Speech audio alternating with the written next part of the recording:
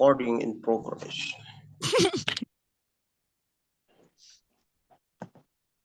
Monggo. Sudah ya, dimulai ya, Gus. Monggo.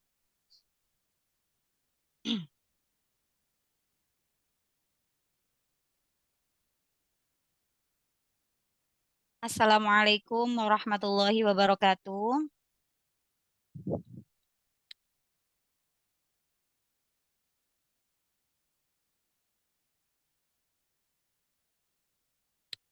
Suaranya kedengeran nggak sih? Kedengeran nggak sih? Jernih, Mbak, jernih. Oh iya, kok nggak dijawab tadi? Waalaikumsalam warahmatullahi wabarakatuh.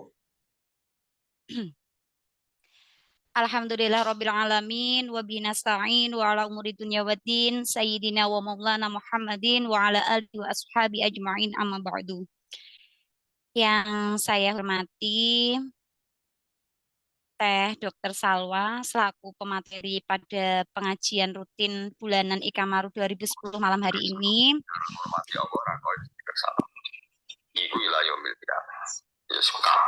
Yang saya bangga-banggakan tim ngaji 2010 atas kesulitannya sampai saat ini masih berjuang untuk bersama-sama untuk tetap diadakannya ngaji Ikamaru rutin bulanan setiap bulannya.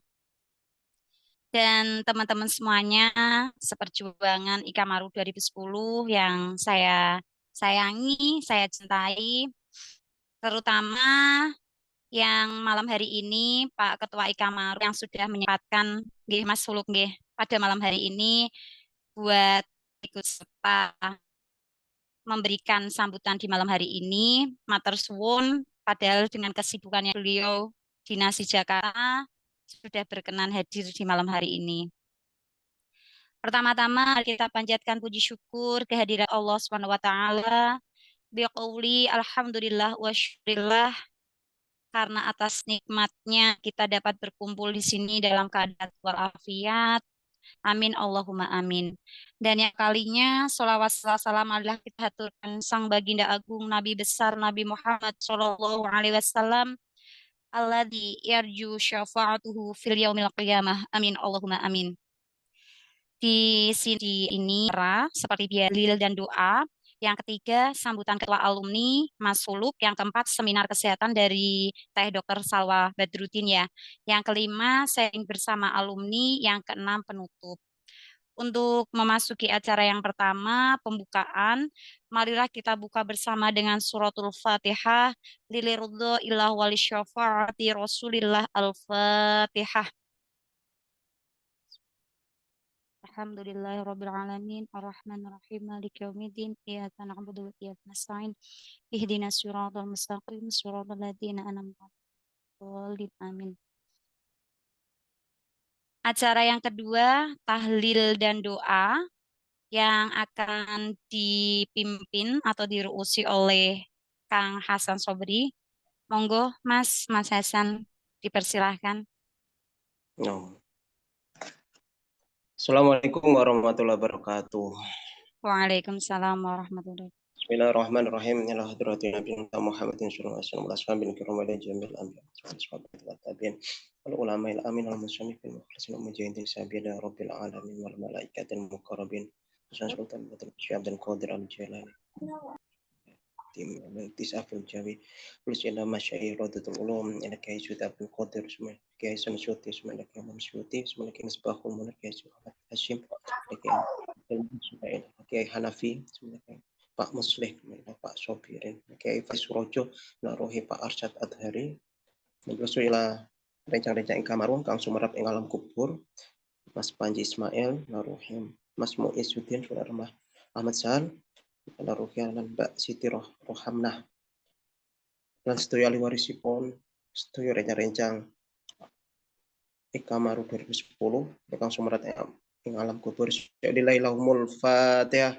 أعوذ بالله من الشيطان الرجيم بسم الله الرحمن الرحيم الحمد لله رب العالمين الرحمن الرحيم مالك يوم الدين إياك نعبد وإياك نستعين اهدنا الصراط المستقيم صراط الذين أنعمت عليهم غير المغضوب عليهم ولا الضالين الضالين. بسم الله الرحمن الرحيم. قل هو الله أحد الله الصمد لم يلد ولم يولد ولم يكن له كفوا أحد. بسم الله الرحمن الرحيم. قل هو الله أحد الله الصمد لم يلد ولم يولد ولم يكن له كفوا أحد. بسم الله الرحمن الرحيم. قل هو الله أحد الله الصمد لم يلد ولم يولد ولم يكن له كفوا أحد. لا إله إلا الله والله أكبر. بسم الله الرحمن الرحيم. قل أعوذ برب الفلق من شر ما خلق ومن شر غاسق إذا وقب ومن شر النفاثات في العقد من شر حاسد إذا حسد. لا إله إلا الله والله أكبر. بسم الله الرحمن الرحيم. قل أعوذ برب الناس ملك الناس إله الناس من شر الوسواس الخناس الذي يوسوس في صدور الناس من الجنة والناس. لا إله إلا الله والله أكبر. بسم الله الرحمن الرحيم. الحمد لله رب العالمين الرحمن الرحيم مالك يوم الدين إياك نعبد وإياك نستعين اهدنا الصراط المستقيم صراط الذين أنعمت عليهم غير المغضوب عليهم ولا الضالين. بسم الله الرحمن الرحيم. ألف لام ميم ذلك الكتاب لا ريب فيه هدى للمتقين الذين يؤمنون بالغيب ويقيمون الصلاة ومما رزقناهم ينفقون والذين يؤمنون بما أنزل إليك وما أنزل من قبلك وبالآخرة هم يوقنون أولئك على هدى من ربهم وأولئك هم المفلحون. وإلهكم إله واحد لا إله إلا هو الرحمن الرحيم. الله لا إله إلا هو الحي القيوم لا تأخذه سنة ولا نوم له ما في السماوات وما في الأرض. من ذا الذي يشفع عنده إلا بإذنه يعلم ما بين أيديهم وما خلفهم ولا يحيطون بشيء من علمه إلا بما شاء وسع كرسيه السماوات والأرض ولا يؤوده حفظهما وهو العلي العظيم. أستغفر الله العظيم أستغفر الله العظيم أستغفر الله العظيم أستغفر الله العظيم أستغفر الله العظيم أستغفر الله العظيم أستغفر الله العظيم أستغفر الله العظيم. اللهم صل وسلم على سيدنا محمد. اللهم صل وسلم على سيدنا محمد. اللهم صل وسلم على سيدنا محمد. اللهم صل وسلم على سيدنا محمد. اللهم صل وسلم على سيدنا محمد. اللهم صل وسلم على سيدنا محمد. اللهم صل وسلم على سيدنا محمد. اللهم صل وسلم على سيدنا ومولانا محمد يا كريم. تقربا إلى الله أفضل الذكر فاعلم أنه لا إله إلا الله لا إله إلا الله لا إله إلا الله لا إله إلا الله لا إله إلا الله لا إله إلا الله لا إله إلا الله لا إله إلا الله لا إله إلا الله لا إله إلا الله لا إله إلا الله لا إله إلا الله لا إله إلا الله لا إله إلا الله لا إله إلا الله لا إله إلا الله سيدنا محمد رسول الله صلى الله عليه وسلم. لا إله إلا الله لا إله إلا الله لا إله إلا الله لا إله إلا الله لا إله إلا الله سيدنا محمد رسول الله. اللهم صل على سيدنا محمد، اللهم صل عليه وسلم. اللهم صل على سيدنا محمد، اللهم صل عليه وسلم.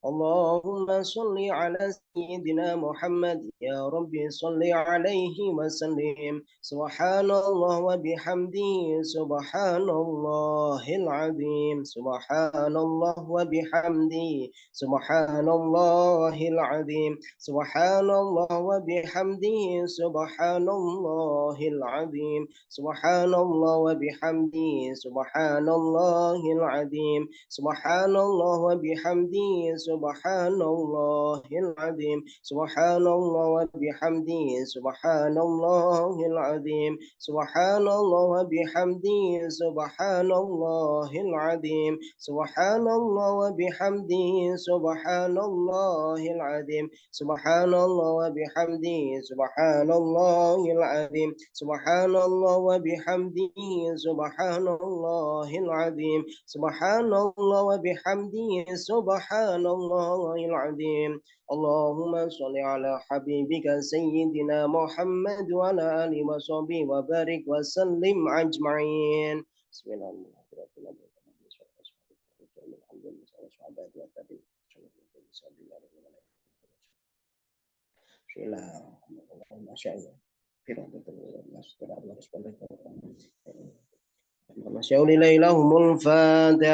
أعوذ بالله من الشيطان الرجيم. بسم الله الرحمن الرحيم. الحمد لله رب العالمين، الرحمن الرحيم، مالك يوم الدين، إياك نعبد وإياك نستعين، اهدنا الصراط المستقيم، صراط الذين أنعمت عليهم غير المغضوب عليهم ولا الضالين. Matur nuwun, mungkin doanya minta barokah Kiai Ulin Ahmad Ulin Nuha. Monggo Mas Ulin. Monggo Mas Ulin, barokah doanipun.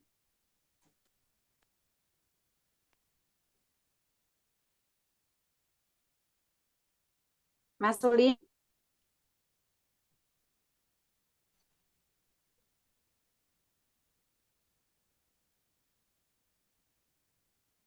Sepertinya lagi error itu. Lagi error sinyalnya. Iya. Doanya Mas Sobri sekalian.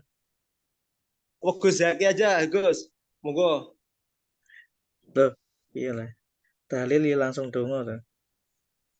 Monggo, monggo, ditunggu. Amin, amin, amin.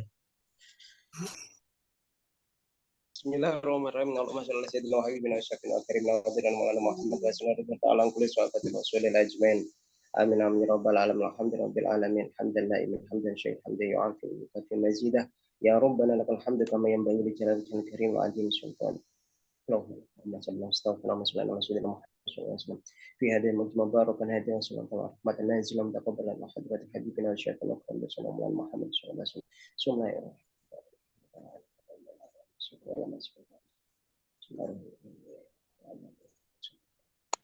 أجداد خصوصا روحي إلى المشايخ ورابط العلم أستطيع الله كبر أستطيع الله يسبحان الله كما أخبرنا سمر مغفر من استمع له النبي سبب ما تلون القرآن لك من أجل اللهم اغفر له وارحمه وعفو عنه، اللهم اغفر له وارحمه وعفو عنه، اللهم اغفر لهم وارحمه وعفو عنه، اللهم اجعل قبره روضة من رياض الجنان ولا تجعل قبره كفرا، اللهم انزل الرحمة والنعمة والمغفرة وعلى القبور من المسلمات والمؤمنات.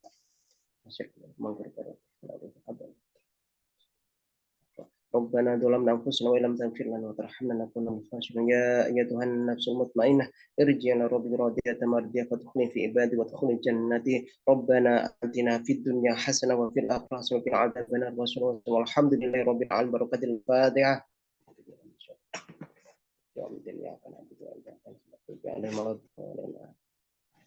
Ya, matur nuwun. Wassalamualaikum warahmatullahi wabarakatuh. Waalaikumsalam warahmatullahi wabarakatuh. Matur suwun Mas Hasan atas doa dan tahlil yasinnya juga. Acara selanjutnya sambutan dari Ketua Ikamaru 2020, Mas Husnul Khuluq. Monggo Mas, dipersilahkan Mas Husnul Khuluq. Assalamualaikum warahmatullahi wabarakatuh. Waalaikumsalam warahmatullahi wabarakatuh. Alhamdulillahirabbil alamin. Terima kasih Mbak Rohmah atas waktu dan kesempatan yang diberikan kepada saya. Yang pertama-tama, mari kita panjatkan puja dan puji syukur kehadirat Allah Subhanahu wa taala yang mana atas rahmat, taufik, hidayah serta inayahnya kita semua bisa mengadakan acara pada malam hari ini. Yang kedua, sholawat dan salam mari kita aturkan kepada junjungan kita Nabi besar Muhammad SAW. Semoga kita semua termasuk umat beliau yang mendapatkan syafaat di hari kiamat kelak. Amin Allahumma amin. Yang pertama mungkin saya ucapkan mohon maaf yang sebesar-besarnya, mungkin beberapa pertemuan ya saya absen, tidak bisa ngikutin acara, walaupun sebenarnya sangat dibilang sangat ingin mengikuti, akan tapi karena beberapa acara yang tidak bisa ditinggal ataupun nyambi, sehingga saya izin kemarin kepada panitia untuk tidak bisa mengikuti acara. Dan alhamdulillah hari ini masih bisa ada waktu untuk mengikuti acara, karena biasanya sih nggak terlalu padat acara ya, cuma pas ada jadwal acara begini pasti ada acara itu tabrakan. Tapi alhamdulillah hari ini masih ada waktu sehingga bisa bersama-sama teman-teman semua untuk mengikuti acara pada malam hari ini. Kemudian yang ketiga, saya mungkin mewakili juga teman-teman Ikamaru 2010 mengucapkan terima kasih yang sebesar-besarnya kepada Dr. Salwa ya, atas mungkin di tengah-tengah kesibukan beliau masih berkenan untuk berbagi ilmu, bersilaturahmi dengan kita semua. Dan tema pada malam hari ini mungkin cukup berbeda dengan tema-tema sebelumnya, akan tetapi ini tidak kalah pentingnya menurut saya pribadi ya dengan materi-materi yang sebelumnya acara seperti ini ya.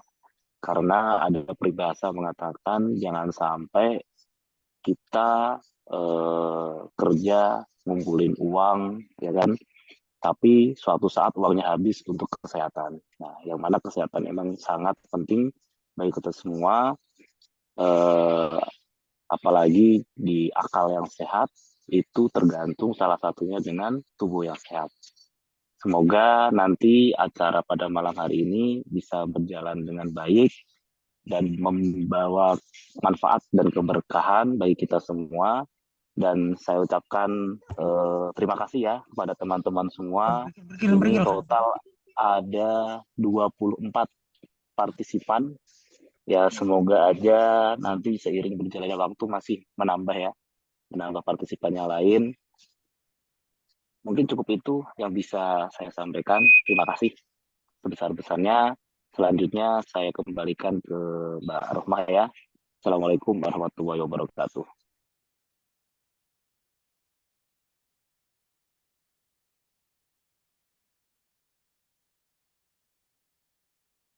Waalaikumsalam warahmatullahi wabarakatuh.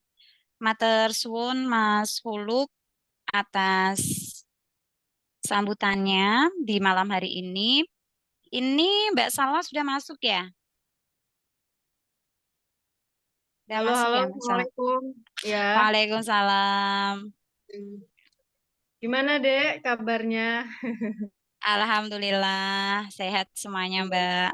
Iya, iya nih aku kaget dihubungin Dek Rohmah ya untuk ngisi acara ini tuh, jadi memang kegiatan rutinan Ikamaru 2010 gitu ya Dek ya, buat bikin Iya acara Mbak. setiap malam minggu gitu ya. Sebulan sekali atau gimana ini Dek? Sebulan sekali Mbak Salwa.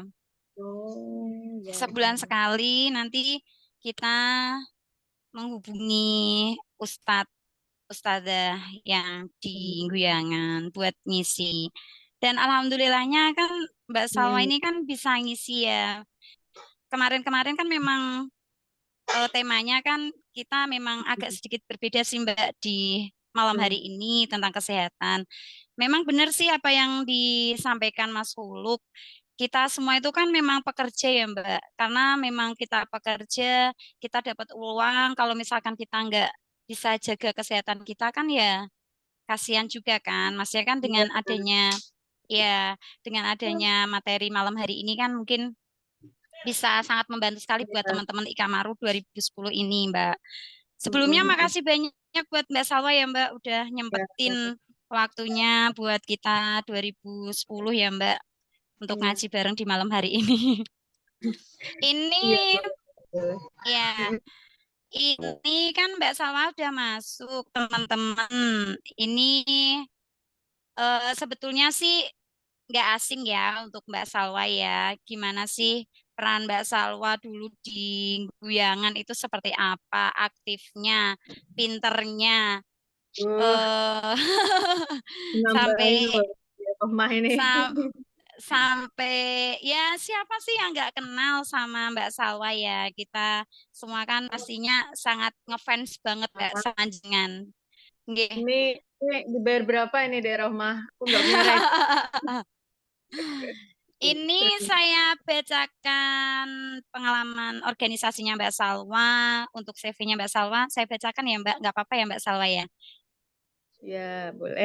Tapi sebenarnya apa deh? Ya, Kita ini alhamdulillah. ngobrol-ngobrol santai aja ya. Maksudnya yang penting kan apa yang menjadi pertanyaan selama ini gitu-gitu aja. Kita ngobrol santai aja lah. Saya juga bukan orang yang pakarnya di bidang ini gitu. Ya mungkin saya sharing aja apa yang saya tahu gitu ya, Dek ya. Iya, iya Mbak. Sama Mbak, ini aku juga MC-nya amatir ini pokoknya. Dari keuangan masuk ke dunia kesehatan ini sebetulnya.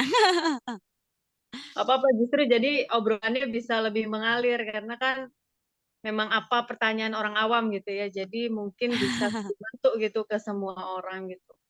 Ya cobalah kita ngobrol-ngobrol aja nanti ya. Oke, oke. Ini saya bacakan untuk CV-nya Mbak Salwa. Untuk nomor handphonenya nggak usah ya Mbak, ini aja ya yang ya nggak usah. Oke, ini untuk namanya Mbak Salwa. Ini tempat tanggal lahirnya di Mekah. Beliau lahirnya di Mekah tanggal 30 April tahunnya 1991. April ya Mbak, kemarin ulang tahun ya Mbak Salwa. Terus alamatnya di Jalan Kebun Nanas Selatan 2, 12A, RT 5 RW 5, Kelurahan Cipinang, Cepedak, Kecamatan Jatinegara, Jakarta Timur. Nah, ini yang Ikamaru 2010 yang dari Jakarta banyak, Mbak, soalnya yang di sana. Yang kerja di sana juga banyak. Kalau alamat domisili di ASR Dinjasa Jalan Roja Jaya, nomor 34, Kelurahan Baru, Kecamatan Pasar Rebo, Jakarta Timur ya, Mbak. Ini itu ya, Mbak, tetanggaan sama Kak Rita ya? 2010 ya?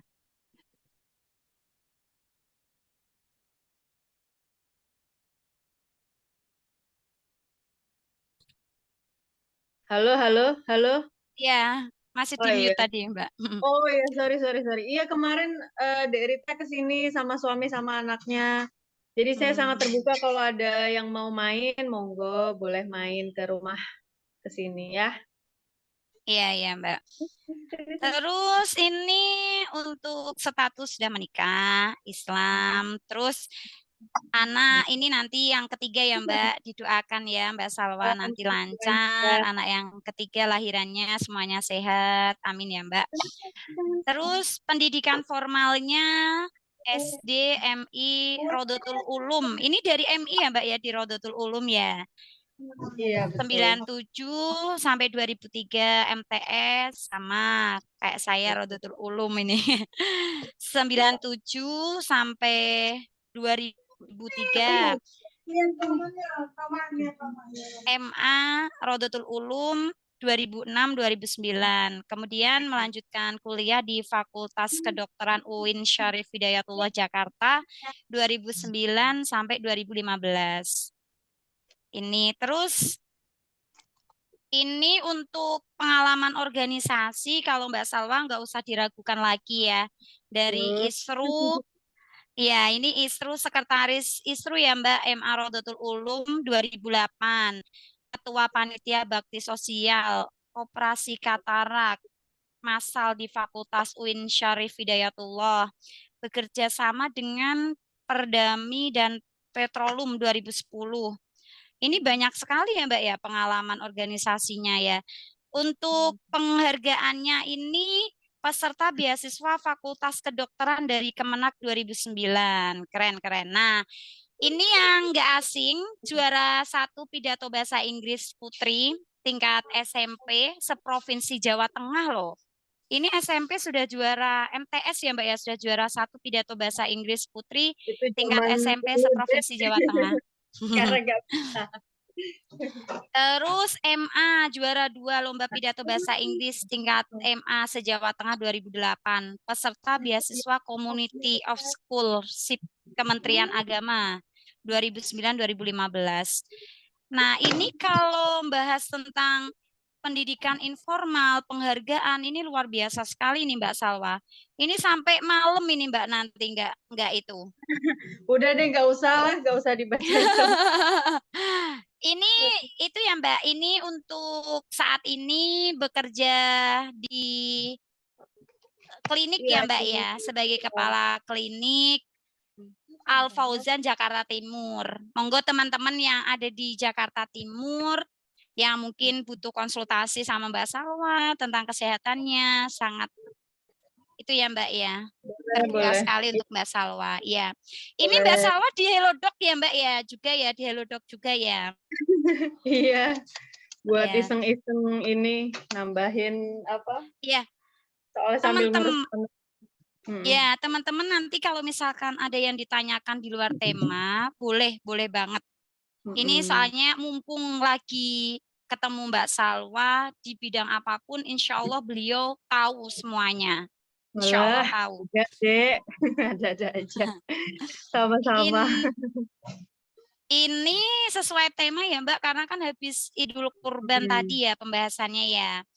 Iya. Ini ya saya persilakan untuk Mbak Salwa menjelaskan dulu nggak apa-apa Mbak. Nanti kalau misalkan ada yang ditanyakan teman-teman bisa lewat chat atau tanya langsung, monggo dipersilahkan. Nggih. Oke, Monggo boleh, Mbak Salwa. Mau ditampilin, nggak usah lah ya, kita ngobrol aja ya, mungkin sekilas aja. Memang kan yang jadi topik pembicaraan kita malam ini kan apakah konsumsi daging kurban yaitu sapi, kambing itu menyebabkan hipertensi atau darah tinggi atau kolesterol gitu kan ya, itu yang jadi pertanyaan. Soalnya pasti orang-orang tuh pada ngomong awas hati-hati jangan makan daging kambing kebanyakan nanti tensinya naik atau nanti kolesterol naik. Atau misalnya yang orang-orang tua ojo akeh-akeh mangane kok munda tensine dhuwur gitu ya. Yang orang tua, yang orang yang dengan tekanan darah tinggi dan segala macam. Jadi saya mau kita akan ngobrol dulu sebentar. Jadi apa itu sebenarnya hipertensi? Di sini ada yang orang kesehatan nggak selain saya? Ada yang orang kesehatan? Ada Laila? Ada. Dokter Febri ada. Oh, ada dokter juga ya? Siapa? Febri? Iya, Mas Febri. Mas Febri. Oh, nah ini mungkin kita bisa saling sharing ya. Dek Febri ini juga alumni ini ya, Rodotul Ulum ya? Apa? 2010 ya maksud saya? Iya. Oke. Nah, jadi pasti Dek Febri juga udah paham banget. Jadi apa itu darah tinggi? Darah tinggi itu adalah kondisi di mana tekanan darah itu meningkat secara kronis gitu. Dan biasanya sebenarnya tensinya itu kan kalau kita ngomong kan ada dua ya, atas bawah gitu. Kalau orang medis bilang itu adalah sistol dan diastol, yaitu kalau tekanan darah yang atas di atas 140 dan kalau yang tekanan darah yang bawah di atas 90 itu udah masuk darah tinggi gitu. Terus yang kedua, kalau apa itu kolesterol? Jadi kolesterol itu hiperkolesterol atau kolesterol tinggi itu adalah kondisi medis di mana kolesterolnya itu dalam darah meningkat secara signifikan. Dan sebenarnya itu banyakan sih nggak ada gejala ya, cuma menjadi faktor risiko utama dari beberapa penyakit seperti penyakit jantung gitu ya, atau penyakit stroke dan lain-lain. Nah, sebenarnya kalau kita ngomongin masalah kambing, sapi bikin darah tinggi atau bikin kolesterol tinggi atau enggak, jawabannya saya jawab dari sekarang itu adalah mitos ya. Gimana Dek Febri, betul nggak Dek? Mitos ya? Halo? Oke, jadi sebenarnya itu adalah mitos. Jadi itu hoax ya. Jadi kalau daging kambing bikin darah tinggi itu hoax. Kalau makan daging sapi berlebih juga bikin darah tinggi atau kolesterol itu juga hoax. Jadi ada beberapa penelitian yang sudah dilakukan di beberapa daerah. Salah satunya ada yang di Indonesia, ada juga yang di Jepang. Jadi itu ada penelitian dibikin di penelitian itu saya mungkin nanti akan share deh penelitiannya itu di tahun 2014 ada 4 kelompok, yaitu ada kelompok kontrol. Kita nggak bisa tampilin slide, nggak bisa ya, Dek Rohmah ya? Halo? Bisa kayaknya Mbak. Bisa Mbak, ya? di share screen aja, di share screen. Share screen ada. Bisa Mbak. Di share screen saya mau kasih tahu satu jurnal ini biar kita kan ngomongin sesuatu itu berdasarkan ini ya, evidence base ya. Jadi berdasarkan jurnal, berdasarkan sesuatu yang sudah real gitu, sudah fakta. Mungkin Dek Rohmah bisa di-share Dek, aku udah share ininya, jurnalnya. Nggak bisa ya? Iya, bentar Mbak. Masih loading sebentar.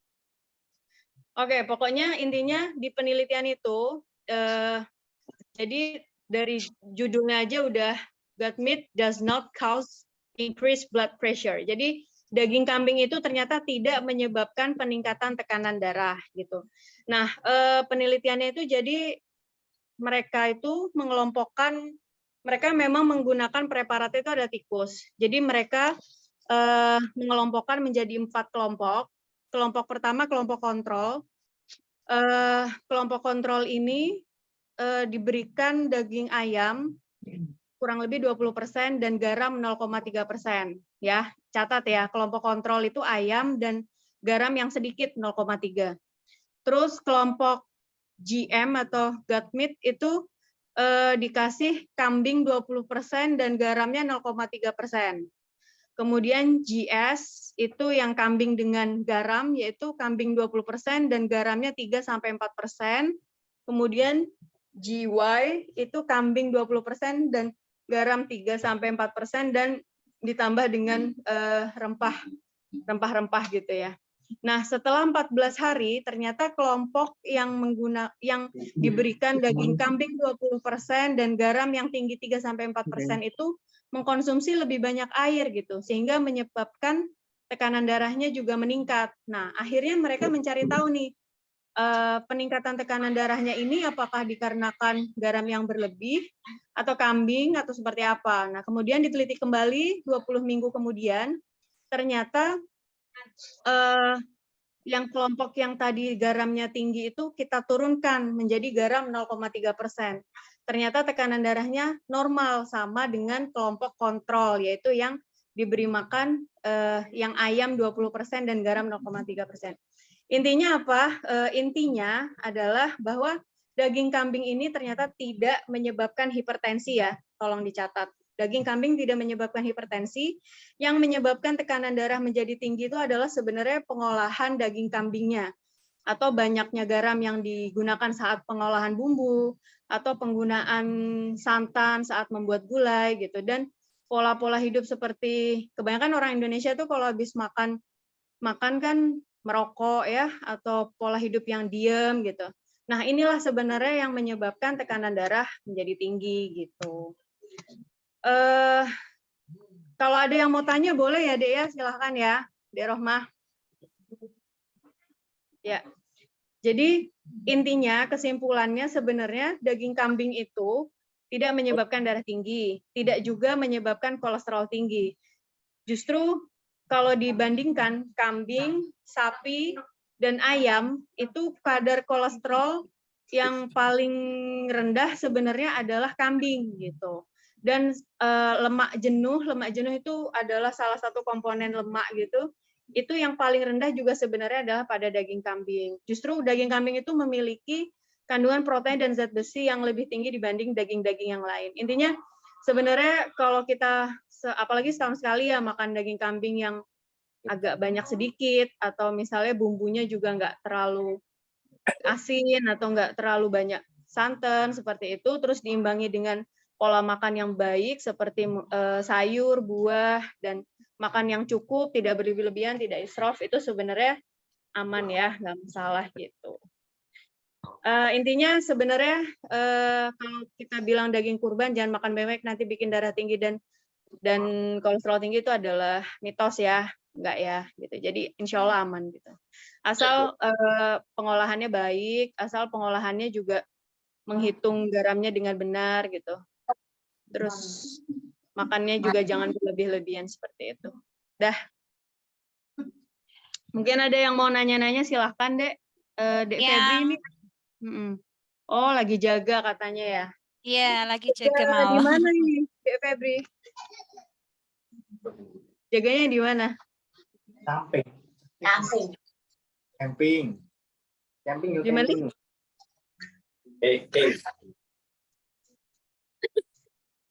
Nggak jelas ya suaranya ya. Berarti itu ya Mbak Salwa ya. Apa namanya? Cara mengolah makanannya itu ya berarti ya kayak misalkan garamnya terlalu asin kayak gitu ya berarti ya. Iya, betul. Misalkan cara ngolahnya bisa baik berarti nggak berpengaruh ya pada itunya ya. Kayak jadi lebih disarankan kalau mengolah daging kurban tuh sebaiknya direbus ya atau dikukus. Intinya jangan terlalu banyak gunakan santan gitu-gitu sih. Terus apa? Ya intinya kalau bisa sih jangan terlalu asin sih sebenarnya itu. Asin dan dikurangi yang berlemak itu dikurangi gitu. Kalau daging merahnya aja tuh malah bagus dan mengandung zat besi yang tinggi juga. Nah, terus kalau makan daging itu kalau bisa jangan sama teh, susu gitu-gitu. Jadi itu untuk membantu penyerapan zat besi karena daging kambing, daging sapi itu kan zat besinya tinggi ya.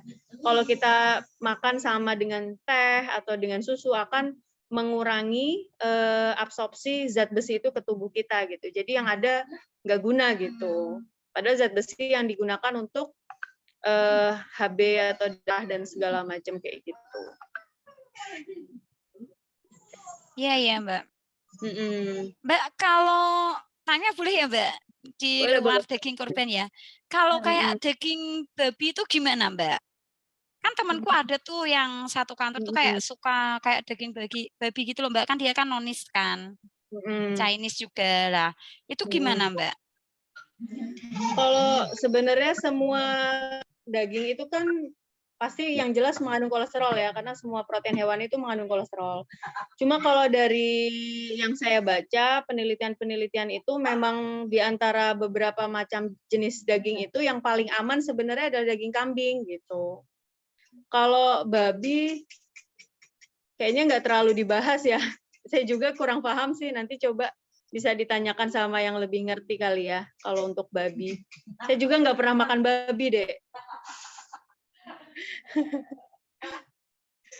Gitu. Iya. Ada yang mau tanya? Teman-teman? Atau mau menambahkan juga boleh, kita bersifat sepertinya aja kali ya.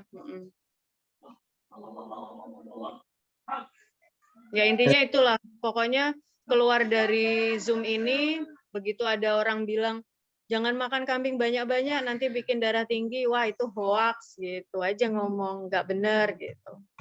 Justru kambing itu malah kolesterolnya rendah, malah zat besinya tinggi, dan dan aman, nggak bikin darah tinggi, nggak bikin ini gitu. Cocok Gitu ya. aja. Jadi bisa makan tengkleng ya, Dek, ya semuanya. Tengkleng enak. Sini say. Sini ada. Ini ada pertanyaan dari Kozaki. Kenapa? Dok, kalau hipertensi itu perasa asinya berkurang di lidah ya? Itu sih, Dok. Gimana? Kalau orang darah tinggi, Ya, Kak Dok, kalau hipertensi itu perasa asinya berkurang di lidah ya? sebenarnya nggak ada korelasinya sih ya menurut saya. Mungkin kalau maksudnya ya rasa asinnya berkurang itu mungkin kayak ageusia ya. Jadi atau hipogeusia. Jadi rasanya berkurang di lidah itu misalnya contoh-contoh pasien COVID kemarin.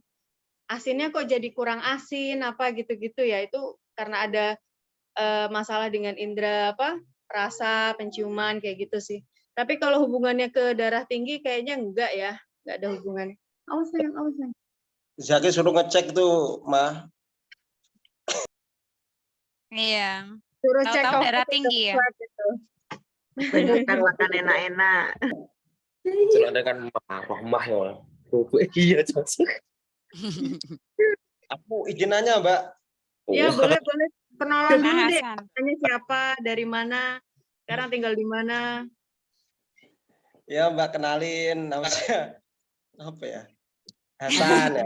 Saya Ini di Jakarta, di Mbak Salwa. Tebet, Oh, ya. Ikamaru, Jakarta. Ya, tapi bukan pasukan Ciputat, bukan. Anak Jaksel. Mas Kemenpora ini Mbak Salwa. Enggak. Aduh, izin Mbak mau nanya, udah enggak. Iya, Itu kan gimana? pengaruh kan di di pengolahannya ya. Aku ingat kayak restoran Salt Bay itu kan. Salt Bay itu kan dia bikinnya gini tuh kan. Olah garamnya kan banyak itu. Oh Iya. iya, justru kalau makanan saya itu pernah dikasih tahu ya sama dokter ahli gizi pas dulu lagi kuliah.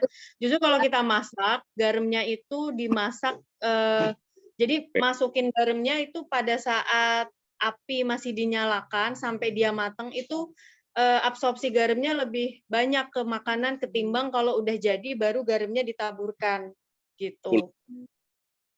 Jadi lebih bagus garamnya itu pas udah mateng baru dikasih garam daripada pas lagi masak garamnya dimasukin gitu.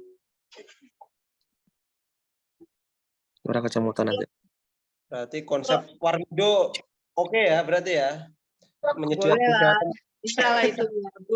Buat diterapin ke pasien-pasien hipertensi bisa itu. Nah, ini ada Dokter Febri nih. Ya Dokter itu Febri mungkin coba menambahkan tuh kolaborasi. dinas di mana itu Dokter Febri? Ini di RSD Lamongan. Oh ini orangnya, ya Allah. Berarti Ikamaru 2010 itu dokternya ada siapa aja? Laila sama Dek Febri ini ya? Ada Novia dari Kendal. Oh, banyak ya, Masya Allah, hebat. Udah ini Dek, udah dinas, udah kerja ya pasti ya di situ ya? Iya. FK-nya mana FK-nya? FK Unisula Semarang. Oh, Novia juga Unisula? Iya. Oh, oke. Wah, harusnya ini yang jadi narasumber. Saya dengerin aja. Ilmunya lebih update.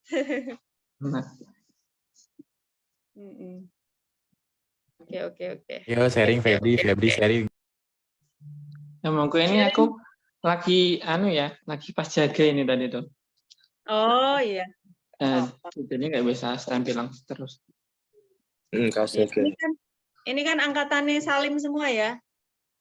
Angkatannya Iya, adik. Ya. Iya, Mbak. Dia malah nggak ikutan. Piye itu anak. Tak marahin itu. CS-nya Mbak Roma. Mantannya Mbak Rohmah ya? Enggak. Besti teh. Izin Dok, Febri suruh nambahin lagi repot ya. Berarti aku Boleh, nanya lagi boleh. nih. Iya, Dek Febri sharing juga. Karena kan banyak tuh apa ya, warung-warung Madura yang daging nggak tahu ya. Tadi sih udah oke sih dikasih pengetahuan tentang apa bahwa daging kambing itu gini-gini ternyata hoax itu kan. Sekarang kan banyak itu kan kayak apa sih yang pengolahan tanpa lemak, sate tanpa lemak kan itu banyak tuh, Dok. Itu bagus gak sih? Iya. Atau cuma dia hanya sekedar menepis hoax itu aja ya? Kadang kan kita beli sate gitu kan yang enak katanya justru kan lemaknya itu kan. Nah, sekarang malah justru kayak di Wedhus Cilek itu, warung-warung Wedhus Cilek itu kan dia memberikan alternatif baru gitu kan. Jadi kayak sate tanpa lemak gitu, yang rasanya kayaknya hambar gitu. Nah, itu gimana tuh, Dok? Sebenarnya dalam tinjauan gizinya itu. Oke, makasih. Mungkin Dokter Febri mau menjawab dulu, nanti aku nambahin aja.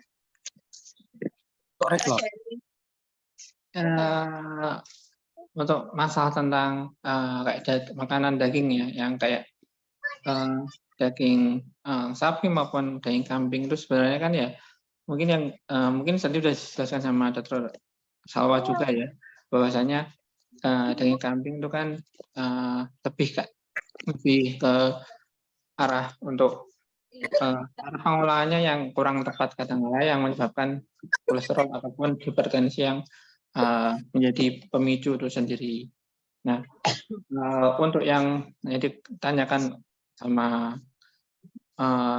tadi tentang untuk yang daging yang lemaknya dihilangkan gitu ya. Ya sebenarnya kalau cara pengolahannya benar sih ya malah tambah bagus ya. Tapi ya tadi ibaratnya tergantung dari cara masaknya sendiri.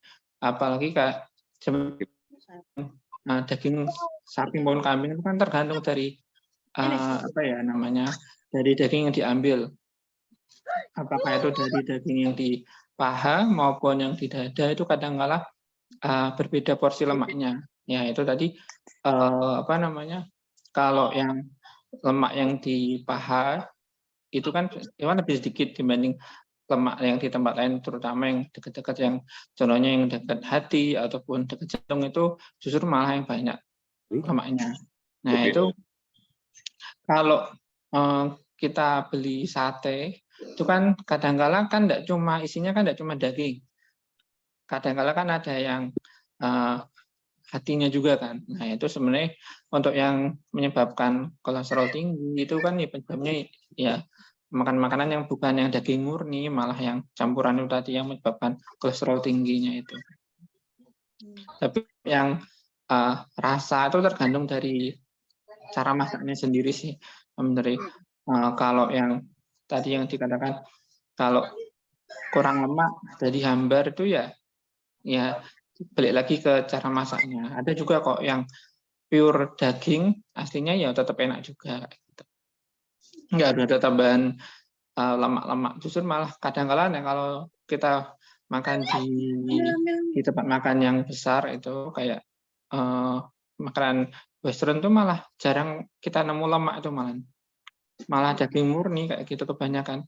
Soalnya orang Eropa itu kan ya kayak orang Barat itu kan nggak suka lemak aslinya, lebih kayak meminimalkan lemak itu sendiri. Makanya yang dimasak itu ya daging murni kayak gitu, sehingga mereka masak pun pertimbangannya juga nggak cuma enak tapi gizinya juga dipertimbangkan. Apartemen di Bali.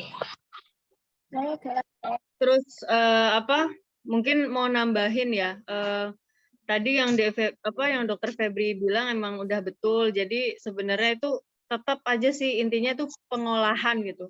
Kalau nyalahin dagingnya nggak bisa. Nah, saya tuh mau nambahin yang menjadi menarik adalah faktanya gini. Jadi pas saya cari-cari data nih ya, kolesterol ya, daging kambing mengandung 75 mg kolesterol nih. Ini mungkin satuannya entah, kayaknya satu porsi daging deh 85 gram. Iya sayang, ntar dulu. Terus kambing mengandung 75 mg, domba mengandung 110 mg, ini kolesterolnya ya. Sapi yang potongan sirloin mengandung 90 mg, sapi tanpa lemak itu mengandung 65 mg, dada ayam tanpa kulit mengandung 85 mg, dan paha ayam mengandung 135 mg. Jadi kalau dilihat dari sini angkanya justru daging paha ayam dengan daging kambing itu kadar kolesterolnya lebih tinggi paha ayam gitu. Untuk kolesterolnya ya, untuk porsi satu porsi daging. Dan kalau yang tanpa lemak itu sapi yang tanpa lemak itu mengandung 65 mg. Jadi memang yang paling rendah kadar kolesterol dagingnya itu adalah daging sapi tanpa lemak, atau yang kita bilang kalau steak itu yang apa? Yang tenderloin kali ya, yang benar-benar merah itu. Nah, itu yang justru bagus banget itu dikonsumsi gitu. Jadi kecukupan proteinnya dapat, zat besinya dapat, seperti itu. Dan apalagi kan protein memang diperlukan tubuh ya untuk daya tahan tubuh dan segala macam gitu. Yang mau gedein otot, yang mau bikin badannya keker-keker tuh makannya protein kayak gitu-gitu. Ya, gitu. Terus aku nanya lagi sih. Itu pengaruh di ini Boleh ya, Dok? nanya Sorry. nggak? Iya, banyak ini pertanyaan ini. Dok, tadi bentar ya, nyinggung. Iya, Kang Hasan dulu ya. Monggo Kang, monggo ya. Itu dari sekian tadi tuh pengaruh di, ya mungkin bukan di otot ya, itu kayak perut buncit itu dia kan laki-laki cepat itu pengaruh apa itu, Dok? Pengaruh termasuk itu juga nggak? Atau enggak itu? Terima kasih. Itu kalau tadi yang di Febri bilang ya, Dek ya. Jadi lemak-lemak yang di sekitar organ dalam tubuh atau kita bilang lemak visceral itu justru yang bahaya, yang bikin risiko penyakit jantung koroner, penyakit stroke dan segala macam. Jadi kalau kita melihat orang gemuk, itu yang pertama kita lihat adalah lingkar perutnya. Lingkar perutnya ini sudah sampai berapa senti gitu. Nah, itu yang menjadi kayak cut off point-nya. Ini orang udah harus mulai benerin pola hidup atau belum gitu. Kalau tangan doang keker masih boleh lah lingkar lengan atas. Tapi kalau lingkar perut itu yang bahaya, yang bisa bikin orang mati mendadak karena penyakit jantung, orang mati mendadak karena stroke kayak gitu. Jadi yang perut-perut buncit ini harus mulai di six pack-kan gitu ya. Harus mulai olahraga gitu ya. Gitu. Kalau kebuka kamera ini. Gimana? Pripun, Mas Esan? Oke, sip, makasih. Enggak, aku jadi ingat ini ya, teman kita ya. Tapi nggak tahu Muiz itu ya, yang di Oh iya. Pernah dengar yang meninggal Muiz, kemarin ya. tuh ya, Dek ya? Yang gemuk Iya. ya? Oh iya. Oke, next, Mbak, thank you ya, Bu Dokter sama Dokter. Ya, sama-sama Dek. Mudah-mudahan ini menjawab ya. Ya, ini banyak sekali pertanyaan sebetulnya Mbak Salwa. Di chat juga ada, nanti tak bacain satu-satu ya Mbak Salwa ya. Ini tadi Mas Misbah mau tanya, monggo Mas Misbah. Iya, terima kasih Mbak atas waktunya. Iya, monggo. Misbah dari Pati. Oh iya. Namanya singkat aja sih Mbak. Untuk masalah kan kayak kita makan all you can eat gitu kan. Kita pasti kan kita makan daging banyak-banyaknya gitu. Itu nanti untuk pengaruhnya setelah makan itu untuk menetralisir sendiri itu harus makan apa biar nanti stabil lagi gitu setelah makan daging banyak gitu. Gitu aja sih. Oke. Itu kalau all you can eat biasanya kita makan apa? Yang misalnya kayak daging-daging barbecue yang dibakar gitu-gitu ya. Itu kan sausnya saus barbecue kan kadar garamnya juga cukup tinggi. Nah, berarti intinya baliknya adalah ke pengolahan. Jadi jangan kita salahin dagingnya gitu. Dan kalau misalnya dagingnya itu merah aja, maksudnya lemaknya sedikit, sebenarnya sih kita nggak usah khawatir. Itu aman gitu. Apalagi minumnya jangan sama teh ya. Kalau teh kan mengganggu absorpsi zat besinya tadi. Jadi minumnya dengan air putih atau seperti apa itu masih aman. Sebenarnya tidak ada obat khusus sih untuk menurunkan kadar kolesterol misal atau takut darah tinggi, kan tadi sudah dijawab bahwa kalau kita makan daging-daging itu sebenarnya itu tidak apa-apa gitu loh. Hoax itu kalau yang bilang nanti makan daging bikin darah tinggi gitu. Jadi nggak ada obat-obatan macam-macam sih. Ya, Dokter Febri ya, betul nggak? Ya sebenarnya kalau tapi biasanya ya Ya, silakan Dokter Febri itu mau nambahin. Nah, gini. Ya sebenarnya yang mau nambahi, jadi kalau kita makan di all you can eat itu sebenarnya kan kita kan kayak apa ya, kayak balas dendam dia biasanya ya. Wah ini kesempatan nih gitu.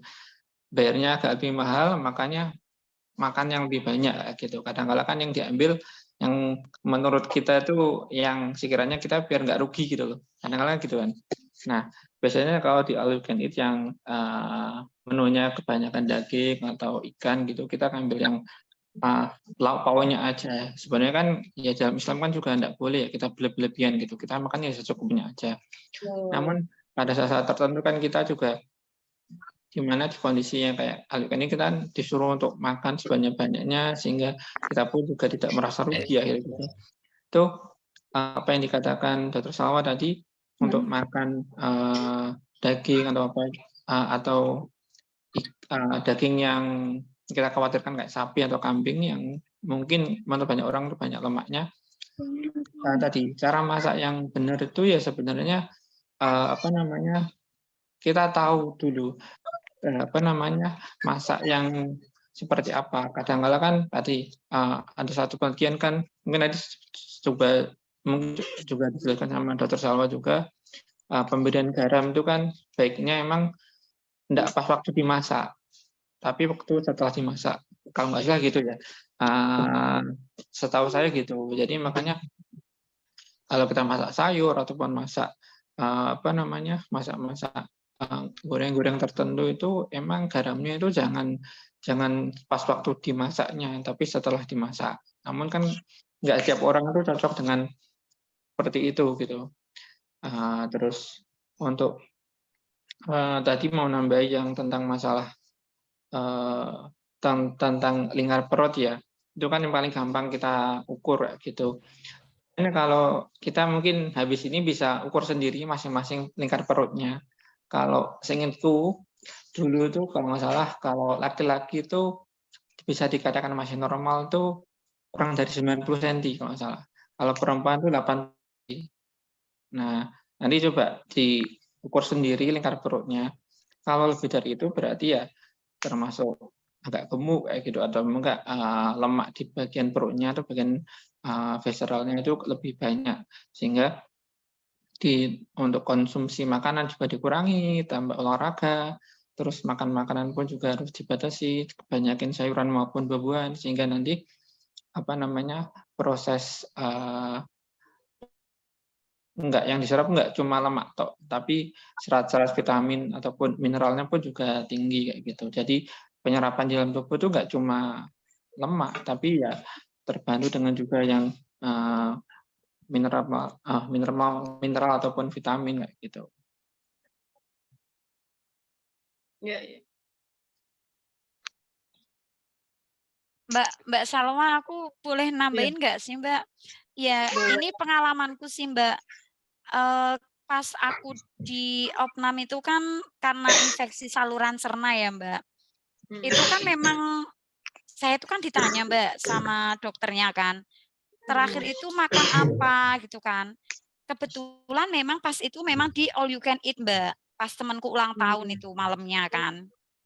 Nah, paginya itu merasa mual, kayak muntah, terus sakit, kayak kan infeksi saluran cerna ya Mbak ya. Terus sorenya itu kan dibawa ke rumah sakit itu toh Mbak. Nah itu memang efeknya itu langsung atau gimana sih Mbak? Apa itu cara ngolahnya mungkin atau kebersihan tempat makannya kan bisa jadi juga ya Mbak. Masa ya langsung efek kayak gitu Mbak? Mbak Sebenarnya Salwa. kalau misalnya orang yang dengan infeksi saluran cerna atau misalnya kan datang keluhan dengan diare ya atau mual seperti itu, terus nanti ditanyain riwayat makan 6 jam sebelum gejala itu kira-kira apa gitu. Kalau mungkin Dek Rohmah bisa aja nih ya, ini kalau pemikiran saya mungkin biasanya mungkin ya makanannya nggak terlalu banyak, kapasitas lambungnya tidak terlalu besar, kemudian all you can eat, kebawa perasaan, kebawa suasana gitu sama teman-teman banyak, jadinya nggak berasa, jadi akhirnya masuk banyak. Satu, yang kedua mungkin sebelumnya juga perutnya kosong, kemudian makanannya langsung banyak gitu. Intinya kan semua itu kembali ke benar seperti hadis Rasulullah ya, nggak boleh kita itu berlebih-lebihan, dilarang israf, dan innallaha la yuhibbul musrifin, Allah tuh nggak suka yang berlebihan segala macam, dan itu tuh ternyata betul gitu. Walaupun kita makan all you can eat segala macam ya, kalau emang cukupnya segitu, kenyangnya segitu ya udah gitu, nggak usah mikir sayang uangnya udah dibayar, jadi kita makan yang ada yang banyak gitu. Yang ada nanti sakit perut segala macam gitu. Jadi intinya memang kembalinya ya sesuatu yang benar itu ya yang tidak berlebih-lebihan, dan itu kan bisa diterapkan di semua aspek ya, yang berlebih-lebihan itu kan nggak baik ya. Gitu aja sih Dek paling. Ya, Ini tadi dan itu kayaknya ada pertanyaan loh di chat itu ya ya. di chat ya Mbak. Dan itu memang aku tuh memang minum teh Mbak Salwa. Habis itu kan memang minum teh banyak, habis itu perut kosong memang, habis itu kan kerja. Ya ini dari chat ya Mbak, saya bacakan ya. Boleh. Ini dari Mas Salman. Ya, Dok nanya tentang peran pikiran. Misal, walaupun tahu tentang fakta tentang daging kambing nggak menyebabkan hipertensi, cuma apakah jika kita berpikir negatif akan tetap berpengaruh terhadap darah tinggi atau gangguan kesehatan? Itu sih, dan sepengaruh apakah pikiran itu? Jadi itu mungkin maksudnya ke sugesti kali ya. Jadi kalau orang yang udah yakin nih, jadi memang ada di dalam kondisi medis, dunia medis ya, Dokter Febri ya, ada namanya psikogenik, atau misalnya seperti ini, orang sakit lambung. Orang sakit lambung itu ada namanya dispepsia fungsional. Jadi kalau misalnya dia lagi banyak stres, pikiran, kok lambungnya sakit, ulu hatinya sakit, jadi sering diare dan segala macam. Jadi itu dipengaruhi oleh stres, dan ternyata pikiran atau stres itu meningkatkan kadar kortisol segala macam dan bisa meningkatkan tekanan darah dan segala macam. Jadi memang faktor pikiran atau stres itu berpengaruh sekali terhadap kondisi medis seseorang kayak gitu. Kalau misalnya dia tuh sugestinya nanti kalau makan daging jadi tinggi darahnya, sebenarnya itu enggak ya kalau secara medis, cuma kalau mungkin dia pikiran itu tadi ya mungkin karena dia pikirannya itu kekhawatirannya, kegelisahannya sehingga membuat palpitasi, jantung lebih berdebar dan segala macam, akhirnya tensinya agak slight naik sedikit, itu bisa juga gitu. Tapi sebenarnya kalau daging itu sendiri sih kalau dikonsumsi dengan cara yang normal dan nggak yang setiap hari makan daging ya sebenarnya sih nggak bikin darah tinggi ya gitu. Gimana Dokter Febri ya? Setuju? Apa enggak? Atau mau nambahin? Iya. Kita banyak kan. Ya nemu ya pasien datang karena pikiran, lambung, wah itu paling banyak tuh sakit lambung. Ya, munculnya tuh kalau pas waktu mau ujian kadang-kadang. Pas mau ujian kita ditekan, kadang-kadang kita sampai kepikiran bermacam-macam gitu. Ya namanya mau ujian kan takut nggak lolos, takut nggak ujian kehidupan juga ya, ujian percintaan juga tuh, apalagi tuh paling banyak itu. Nah, itu sebenarnya ya faktor pikiran tuh tergantung dari masing-masing tiap orang. Betul. Kayak yang dulu tuh ada juga kasus di mana kayak ya ini jangan ditiru ya gitu. Ini ada contoh juga. Itu pas waktu zaman kuliah ya, namanya orang kesehatan kan kadang-kadang kan belum siap ujian nih aku. Ada juga yang dia tanya aku ikut remedian lah gitu. Ikut remedi aja gitu. Nah, dia itu akhirnya kan ya kalau di kedokteran itu biasanya kita izin tuh kan harus ada suratnya. Biasanya kita ya namanya kedokteran kan ya nggak mungkin, walaupun apalagi kalau kita nggak punya keluarga atau saudara dokter itu kan kadang-kadang kita cari surat dokter kan susah ya. Akhirnya kita itu bukan kita ya temanku tuh ada yang minum kopi gitu. Minum kopi kan tensinya meningkat. Habis itu dia datang ke rumah sakit nih, bilang, "Dok, dada saya berdebar dok. Ini saya kok pusing ya," gitu. Terus ditensi ternyata emang tensinya tinggi gitu. Habis minum kopi, habis ngerokok juga, tensinya tinggi. Jadi kan wajar lah gitu. Tensi tinggi, terus akhirnya dok minta surat izin kayak gitu. Akhirnya bisa.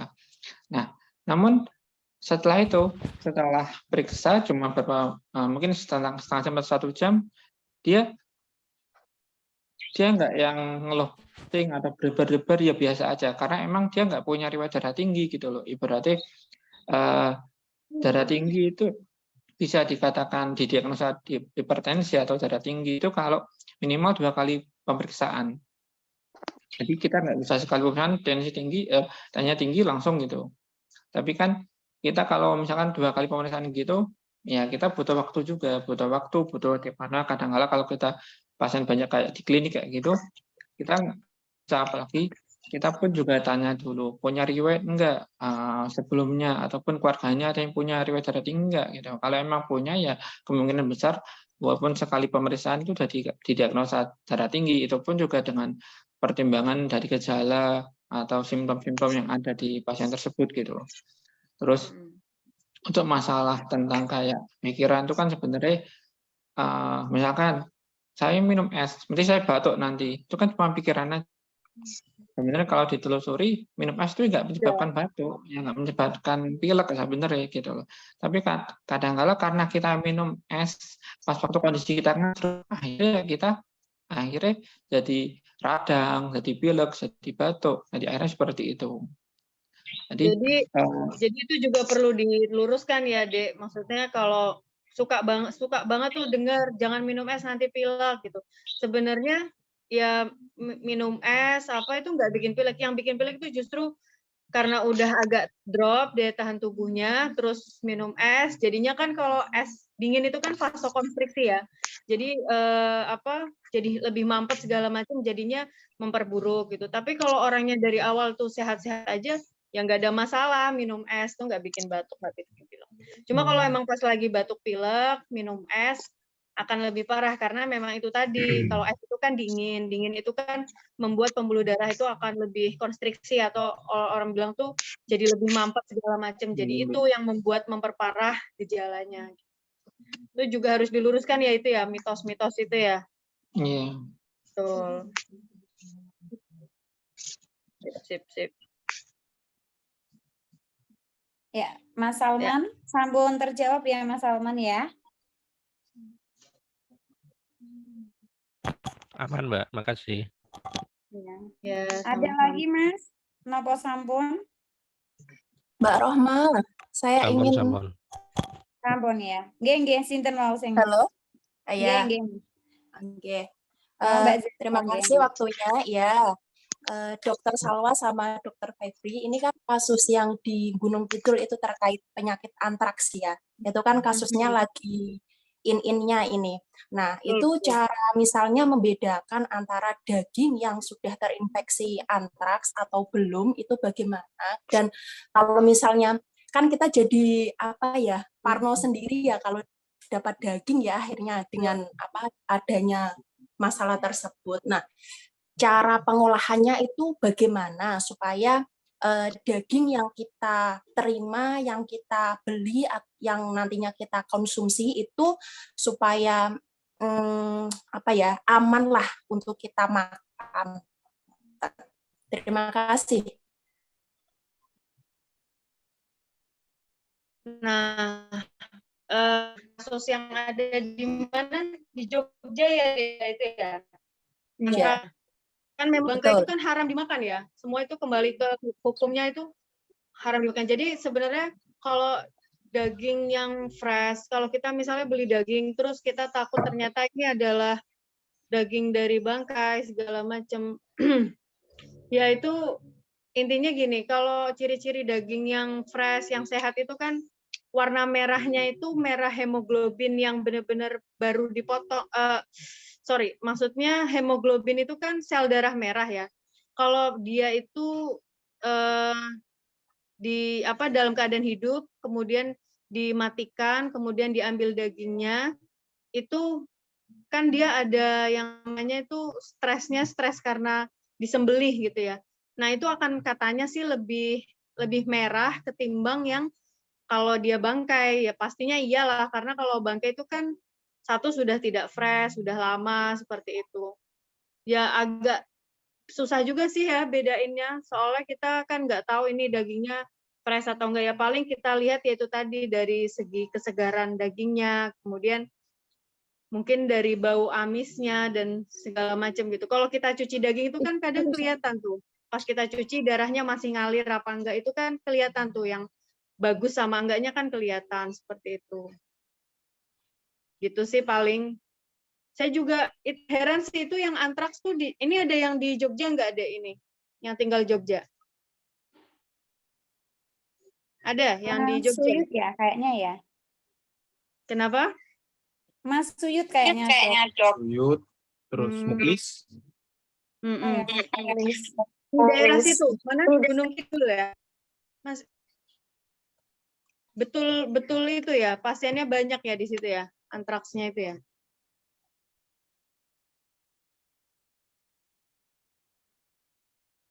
Halo? Ya, rame sih Mbak memang di situ. Jadi topik pembahasan memang sih. Lagi rame-ramenya. Kita Itu ini bisa yang ibu-ibu menular nggak sih dok misalnya antar COVID kemarin kan bisa menular antar sesama manusia ya. Kalau antraks itu sendiri gimana dok? Kayaknya itu dari makanan ya, ya nggak Dokter Febri? Kalau antraks penularannya itu dari makanan itu sendiri. Kalau menular misalnya kayak airborne, kayak udara gitu. Karena kan nggak setiap waktu ada. Betul. Jadi kasus antraks 1 itu kayak sudah jadi semacam KLB ya, kayak apa kasus luar biasa gitu. Kalau antraks sendiri penularan dari makanan sendiri gitu loh. Virusnya tuh berdominasi di makanan gitu. Jadi kan kalau COVID itu kan droplet ya dari udara, kita menghirup satu udara yang sama, droplet akhirnya masuk ke dalam pernafasan kita dari sebelah teman. Tapi kalau antraks nggak begitu. Dari makanan yang mengandung antraks dimakan, misal dimakan sama siapa, Rohmah, kemudian dimakan sama siapa lagi gitu, misalnya kayak gitu. Jadi nggak menular yang semudah itu kayak COVID sih. Tahu saya ya, nanti saya coba cari lagi deh. Soalnya masih ituin juga. Untuk cara pengolahan dagingnya gimana ya dok? Supaya safe gitu ketika dimakan. Maksudnya safe itu gimana dek? Aman dikonsumsi. Kalau misalnya ada entah antraks ataupun mikroorganisme lainnya gitu, supaya ketika dikonsumsi dalam tubuh itu aman. Misalnya kayak all you can eat itu kan sepertinya kurang begitu baik ya dikonsumsi dalam tubuh, soalnya masih mentah, masih cenderung mentah atau gimana gitu. Kita bakarnya atau masaknya gitu. Kalau masak daging kan sebenarnya yang dianjurkan itu kan yang well done ya, yang benar-benar matang sampai ke dalam gitu. Jadi semuanya itu memang kena panas sampai suhu di atas 100 gitu kan. Kalau misalnya masih ada, kadang kan orang masih ada yang setengah atau seperti apa, ya itu sih nggak disarankan ya, apalagi misalnya kayak ibu hamil segala macam, karena kan yang namanya penyakit itu nggak cuma antraks sih, kalau yang bisa diam di dalam daging. Kayak apa tuh Dek Febri contohnya? Yang parasit itu yang ada di apa? Yang taenia itu loh, taeniasis segala macam. Itu kan mereka diam di dalam daging merah kan. Nah, makanya itu kalau masak daging benar-benar harus sampai matang sampai ke dalam. Nggak boleh yang kalaupun bakar mungkin setengahnya masih ini tuh juga nggak boleh gitu. Makanya kalau masak intinya well done itu tadi, yang benar-benar matang sampai sempurna gitu. Setahu saya ini ya. Karena selain antraks juga sebenarnya banyak sih penyakit yang bisa disebabkan karena konsumsi daging-daging seperti sapi, babi, kambing itu ya, yaitu tadi grup Taenia itu, Taenia sp. Gitu. Betul. Bagus itu pertanyaannya. Oke, terima kasih, dokter. Iya, sama. Ini tadi yang nanya siapa, Dek? Zahroh. Oh, Zahro. Di mana tinggalnya? Ikam. Sekarang domisili di Semarang, Dok. Oh, iya, oke. Jadi ini banyak banget ya, Lamongan, Semarang, Jogja, Jakarta. Wah, hebat. Ini harusnya semua Ikamaru ngikut ini kayak gini. Jadi kumpul setiap bulan ya. Bagus Iya. ini. Nanti Dek Salim tak suruh ikut ya bulan depan, biar ikut ya. Iya, Mbak. Udah dari awal ini acara ini dia itu nggak mau. Dan nanti tak suruhnya. Jadiin pemateri aja, Roma. Ini ada yang maaf nanya lagi, Dok. Ya boleh. Mas Orangnya Salman. mana ya? Orangnya nggak ada, tapi chatnya ada.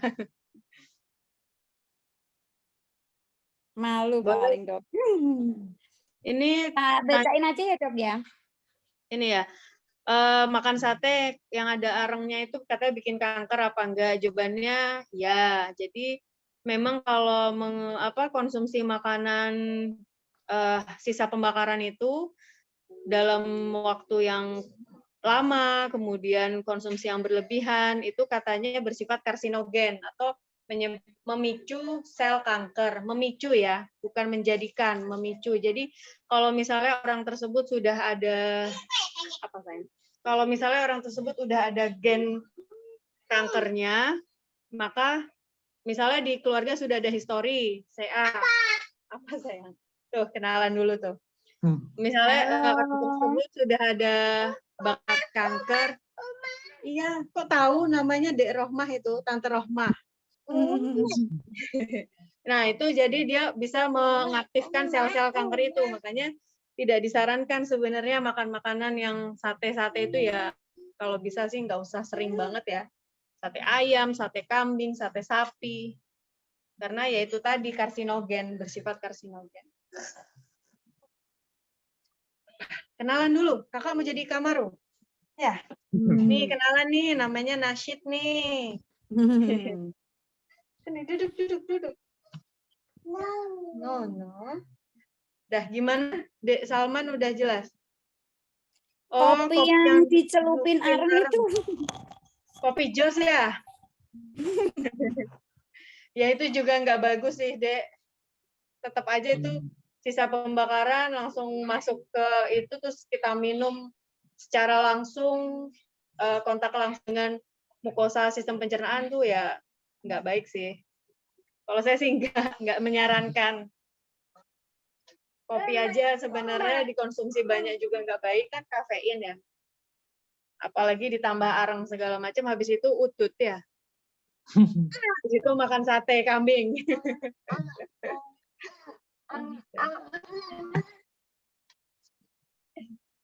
Apa saya? Mbak Salma mau tanya satu lagi.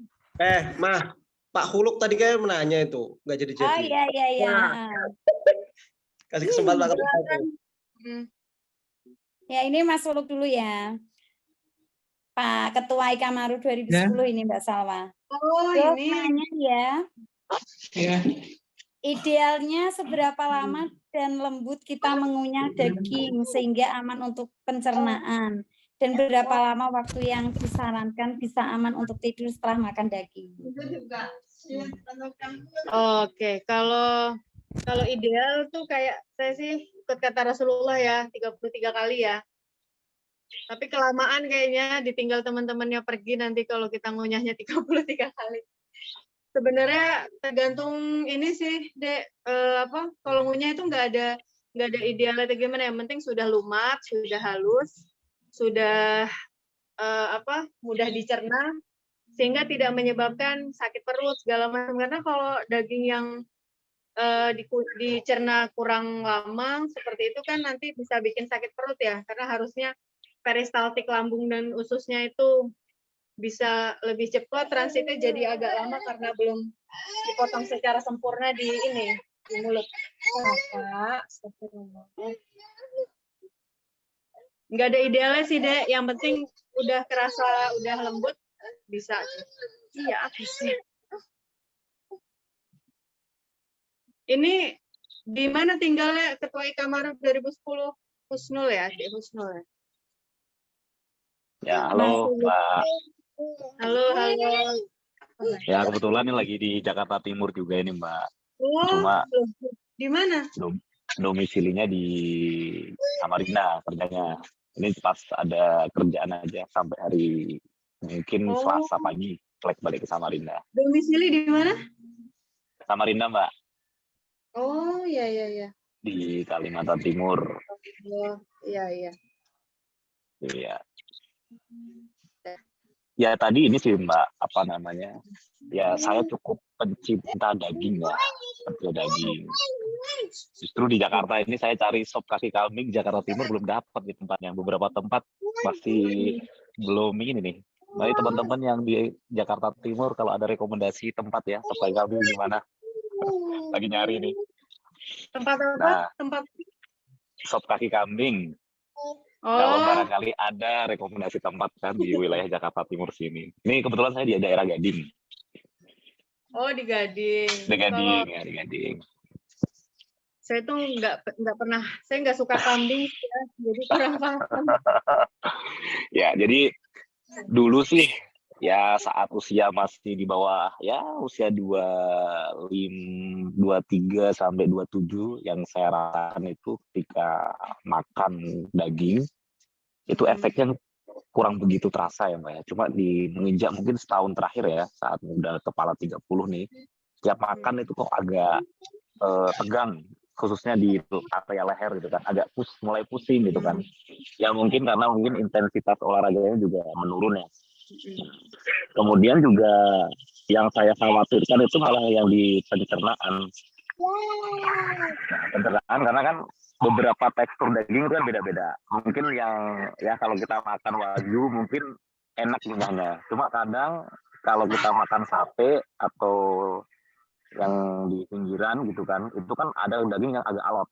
Kadang kita nggak sabar, kita telan gitu kan. Nah, itu berdampak nggak ya nanti di pencernaan kita? Karena mungkin pencernaan kita itu kan kalau di gigi aja buat ngunyah itu aja susah, apalagi di pencernaan kita gitu kan. Itu yang pertama.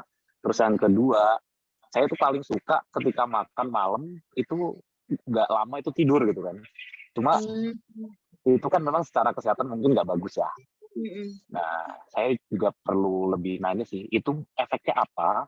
Dan kira-kira idealnya yang disarankan itu berapa lama setelah kita makan? Mungkin kalau makan daging, apakah harus sekian jam? Kalau makan nasi itu sekian jam gitu, Mbak. Dibolehkan untuk istirahat atau tidur. Ya, makasih. Ya, terima kasih Dek Husnul. Jadi kalau makan memang kan sebenarnya nggak boleh langsung tiduran ya, karena kita kan perlu waktu untuk makanan itu bertransit. Perjalanannya itu kan masih panjang tuh.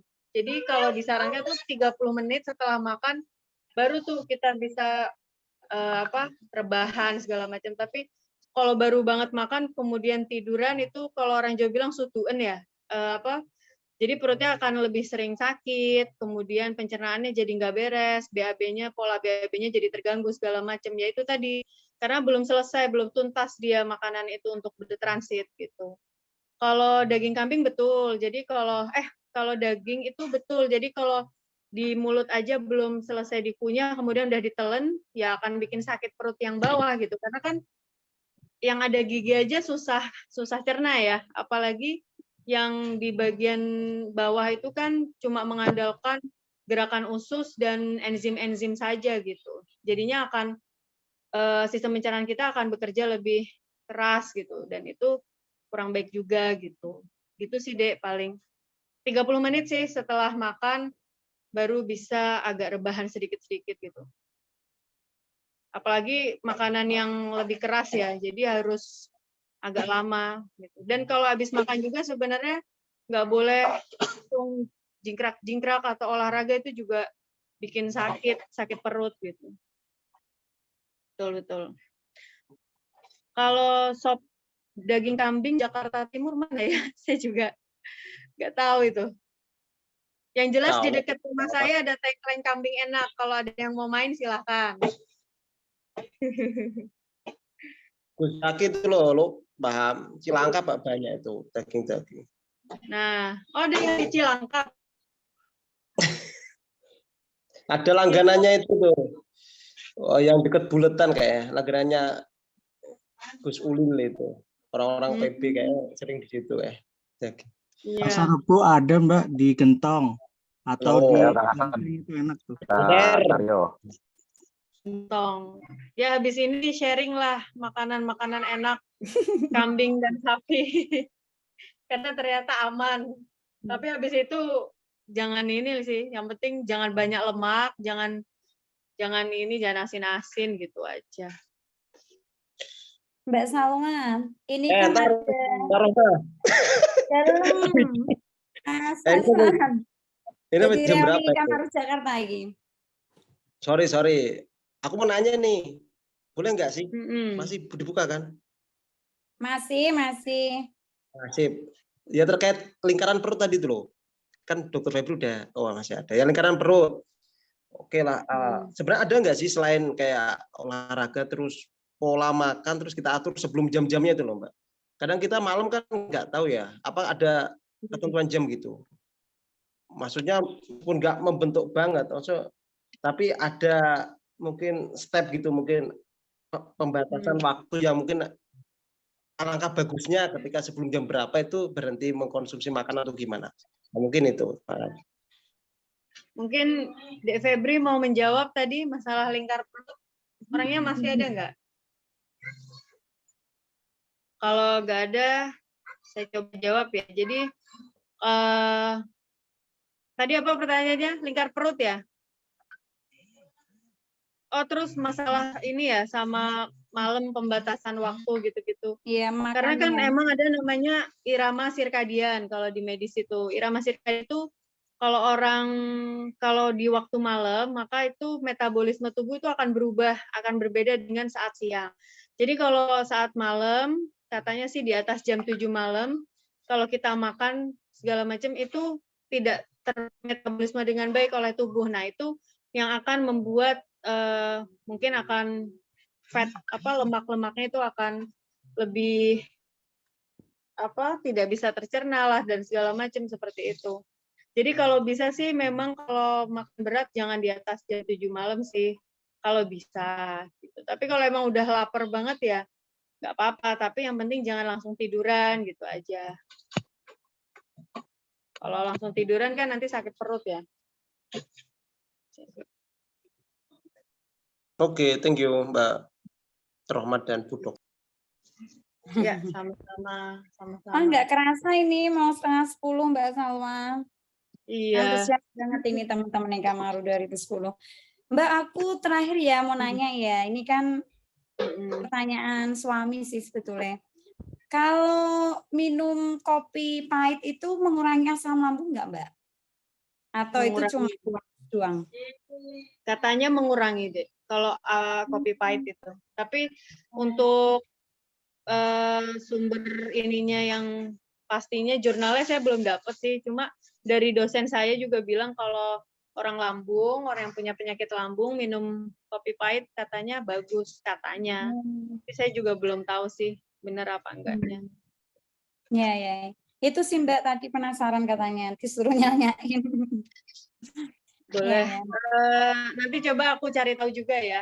Soalnya itu belum evidence base sih, masih katanya-katanya. Kalau katanya itu saya nggak berani memberikan ini gitu. Kalau kayak tadi kan daging kambing, daging sapi ternyata hoax, ternyata mitos. Itu kan sudah ada jurnalnya tuh udah keluar. Ya, itu tadi materi dari Mbak Salwa udah saya share ya Mbak di grup Ikamaru 2010 tadi. Ya, sudah tadi. Ya, jadi jurnalnya bisa dicari tuh di NCBI. Ya. Ya. Yaudah. Ini sudah 9:30. Mungkin satu pertanyaan lagi kalau ada yang mau tanya. Kalau sudah nggak ada, udah selesai aja.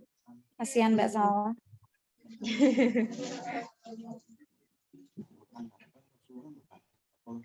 Oh. Ini ada pertanyaan nih. Dok mau tanya untuk umur 30 tahunan tensi 130 apakah tergolong prehipertensi? Kiat-kiat biar seumpama udah tergolong prehipertensi tidak lanjut ke hipertensi, cari gimana? Dan kata teman kalau sering jajan di luar Pertama, itu bisa kena penyakit prehipertensi. Apakah itu benar? Soalnya saya sering jajan di luar.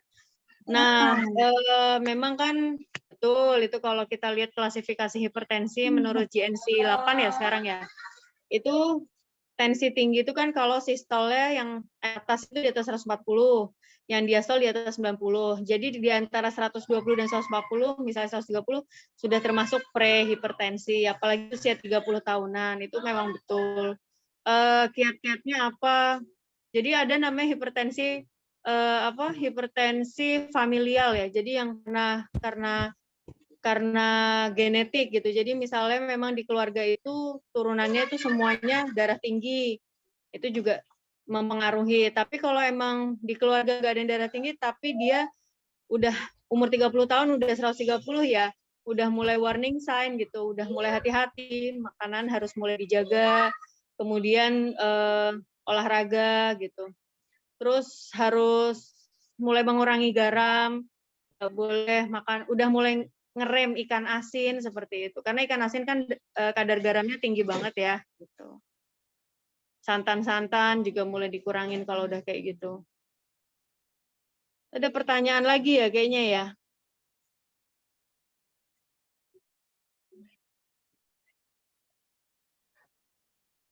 Oh, kalau jajan, maksudnya jajan di luar itu, maksudnya jajan apa ya? Sebenarnya kalau apa ya?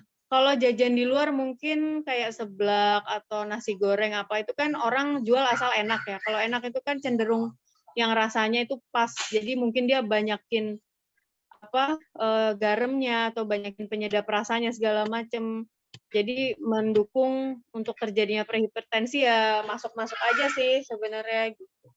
Tapi kalau di rumah makanannya juga udah mulai asin-asin juga bisa bikin prehipertensi. Jadi nggak terlalu ngaruh sih jajan di luar atau jajan atau nggak jajan gitu. Yang penting pola makannya tadi dibenerin aja. Mbak, ini fast food kan kadar garamnya tinggi. Iya, Kenapa? ini ada pertanyaan di grup Ikamaru, Mbak. Ini kan untuk orang tua dari Mbak Suci Ida ini kan lagi di opnam, Mbak. Ya, mohon doanya ya teman-teman Ikamaru 2010 ya, dan semuanya semoga nanti lekas sembuh untuk orang tuanya Mbak Suci Ida. Ini Bapak saya kan pasien HD, cuci darah. Bapak saya HB-nya rendah dan tensinya juga rendah. Gimana caranya buat naikin HB dan tensinya ya, Dok? Itu pertanyaannya Mbak Salwa. Jadi kalau pasien cuci darah dengan sudah HD berarti kan sudah CKD ya, chronic kidney disease, tapi udah end stage. Jadi udah stadium yang paling terakhir. Dan kalau HB-nya turun-turun terus memang karena perjalanan penyakit orang gagal ginjal itu seperti itu gitu. Biasanya kalau untuk naikin HB ya kalau transfusi enggak sih, karena kan memang kalau dikasih kasih darah justru akan menambah beban ginjalnya tadi gitu ya. Biasanya sih disuntik EPO. Suntik EPO itu kayak eritropoietin itu nanti bagian penyakit dalam sih yang ngasih masukan. Terus kalau tensinya turun-turun terus, HB-nya turun terus, coba dicek barangkali mungkin cairannya itu sudah terakumulasi di jantung atau di paru sehingga membuat bendungan jantung dan paru itu kan juga bisa membuat shock ya, tensinya turun seperti itu. Jadi itu sekarang kondisinya dirawatnya di ICU atau di perawatan rawat biasa atau HCU? Di ICU Mbak, Bapak saya. Oh ini nih Mbak Sucinya masuk nih. Iya ya. ya. Monggo Mbak Suci. Nggih. Udah masuk hemapo, udah transfusi juga. Saat ini udah masuk kondisinya hemapo. kayaknya sadar nggak? Sadar nggak? Alhamdulillah sadar Mbak. Udah transfusi. Ini ya.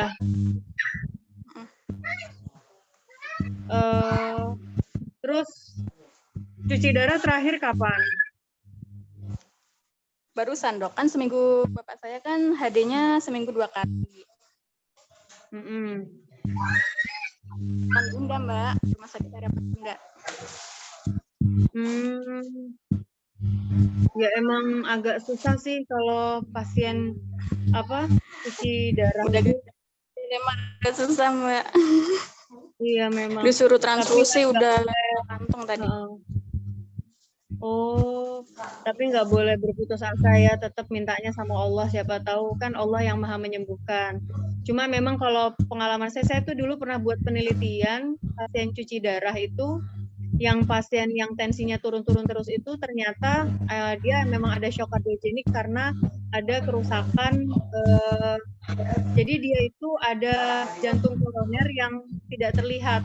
Jadi troponin T pada pasien CKD ya, Febria, itu ternyata saya teliti mereka rata-rata meningkat gitu, dan itu yang membuat atau memperberat keadaan tensinya pasien-pasien cuci darah gitu. Jadi troponin T-nya memang rata-rata meningkat, jantungnya memang rata-rata itu sudah terjadi penyumbatan seperti itu gitu. Jadi banyak plak-plak segala macam. Dan itu yang memperburuk kondisi sebenarnya. Makanya pasien yang cuci darah itu memang harus terus dipantau sih gitu, nggak bisa lengah sedikit pun gitu, karena memang banyak sekali yang harus diobservasi sih. Ya Mbak, benar Mbak. Betul. Udah lama Dek cuci darahnya Dek? Sudah 4 tahun setengah Mbak. Oh. Allah yashfi ya, mudah-mudahan Allah sembuhkan ya, amin. Amin. Ini Mbak Suci juga dekat Mbak Salwa ya Mbak, rumah ya? Di Jakarta juga ya? Oh iya, di mana Dek? Tetanggaan Mbak Salwa. Di Kalisari Mbak. Loh, Kalisari? Aku di Cijantung. Iya. Ya Allah, main Dek sini, main ke rumah sini. Insya Allah Mbak. Kadang aku sering main ke rumahnya Mbak Rita. Sama Kak Rita itu. Oh, ya udah. Ngajak Dek Rita ke sini main-main monggo. Oke, insya Allah Mbak, ya dia kan lagi nunggu di ini rumah sakit saya, nunggu bapak saya lagi di ruang tunggu. Rumah sakit mana? Harapan Buddha Mbak, Jakarta Timur.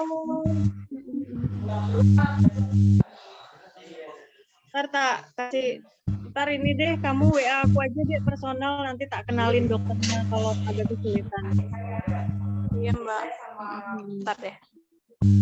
Ya nanti tak kasih nomornya Mbak Salwa, Mbak Suci. Udah punya kayaknya Mbak, ada di grup WK Maru Jakarta. Ada, ya. Oh, WK Maru Jakarta. Masih itu kan masih aktif ya Mbak nomornya Mbak, bener nggak itu? Masih sih, saya emang nggak pernah ganti nomor. Mbak. Kasih ya Mbak. Mbak Salwa, ini ada 2 pertanyaan Mbak. Ini ada 2 pertanyaan. Saya bacakan ya Mbak Salwa ya. Kayaknya terakhir ya Dek ya, soalnya udah malam. Ya ini terakhir ya Mbak. 2 ini ya pertanyaan, 2 pertanyaan ya. Ini dari Mas Ulin itu, izinannya Dok, idealnya untuk minum di sela makan itu berpengaruh di kesehatan pencernaan atau tidak? Apakah ada prosedur idealnya? Oh, untuk minum di sela-sela makan ya? Nggak ada sih Dek. Kalau yang saya tahu ya, minum di sela-sela makan tidak ada waktu idealnya berapa kali segala macam. Itu kan sebenarnya untuk membantu melarutkan makanan aja ya. Misalnya kita makan makanan yang memang kurang airnya, kurang zat yang mengandung airnya, misalnya kayak makan roti atau apa, itu kan dibanding sama nasi kan lebih kering roti. Nah itu banyak minum air gitu nggak apa-apa sih sebenarnya, nggak ada pengaruhnya kalau yang saya tahu. Mungkin Dokter Febri bisa menambahkan. Ini untuk itu kan benar ya Dokter, ibaratnya kayak itu kan bantu melarutkan atau mempermudah pencernaan untuk mengolah makanan itu sendiri. Ada makanan kayak gini, kalau kita makan terutama itu ya, itu kan kandungan airnya kan sedikit ya, yaitu tambahan air supaya mudah hanya. Sebenarnya kalau kan ada beberapa apa namanya yang bilang bahwanya minum tuh setiap kali 1 sendok, mungkin malah habis makan tuh malah nggak boleh minum juga. Nah, ini setelah setengah jam setelah makan minum tuh ya tidak ada patokan di tengah maupun di akhir tuh yang ada tidak ada gitu loh. Tapi ada beberapa teori yang kita ini untuk orang-orang yang mau diet ya, terlalu banyak mesti makan itu biasanya mereka disuruh untuk minum dulu, minum apa sehingga makan kita agak kan kering gitu. Ya mungkin setelah kita minum air putih dulu yang cukup, nanti kita baru makannya mungkin jadi separuh gitu, sehingga nanti konsumsi makanan yang kita konsumsi itu nggak terlalu banyak, sehingga nanti yang menjadi lemak ataupun karbonnya itu nggak banyak juga. Terus apa namanya untuk yang makanan yang kayak yang dibilang Dr. Salwa kayak roti gitu kan kandung airnya kan sedikit ya. Nah, memang harus tambah dengan minuman gitu loh. Kalau dulu kan, apalagi zaman sekarang kan tidak mengikuti bahkan ya, makan tuh kan ngunyahnya kan dokter gigi itu bilangnya kalau nggak salah 30 atau 32 kali kunyahan gitu. Tapi kalau kita setiap kali 1 sendok 30 kali kunyahan, ya mungkin selesainya setengah jam makan kan gitu.